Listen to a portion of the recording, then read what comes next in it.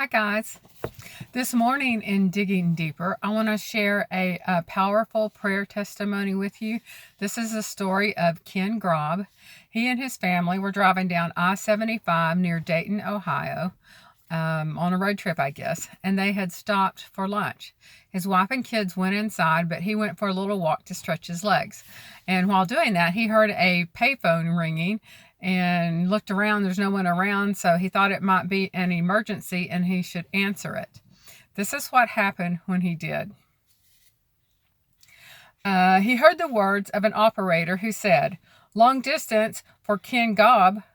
Ken almost passed out. "You've got to be kidding me. I was just walking in the middle of nowhere and heard this phone ringing." The confused operator said, "Is Ken Grob there?" After making sure there weren't any cameras around, he said, "This is Ken Grob." A voice on the other side of the line said, "Mr. Grob, my name is Millie. I'm from Harrisburg, Pennsylvania. You don't know me, but I need your help."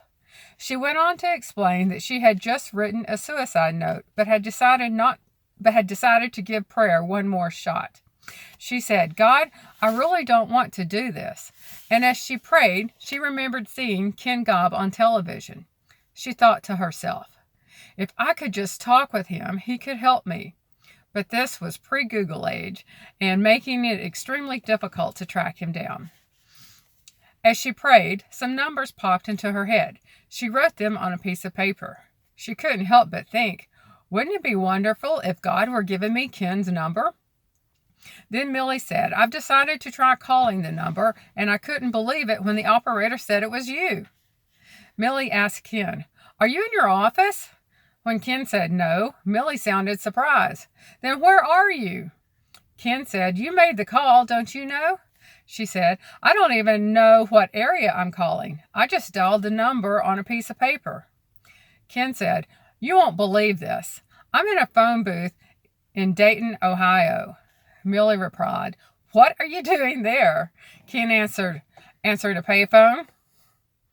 Ken went on to draw this conclusion.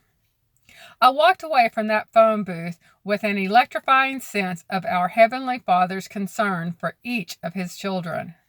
What were the astronomical odds of this happening? With all the millions of phones and innumerable combinations of numbers, only an all-knowing God could have caused that woman to dial that number in that phone booth at that moment in time." When Ken hung up the phone, he walked over to the restaurant and sat down with his family. Still stunned, he said to his wife, Barb, "You won't believe this, but God knows where I am." God knows where you are too, and He loves you. If you enjoyed this story, there are many more in a book called Draw the Circle, the 40-Day Prayer Challenge. Awesome stories here about how God answers prayers. And again, He knows where you are and He loves you. So have a blessed day and be a blessing to others. Bye-bye.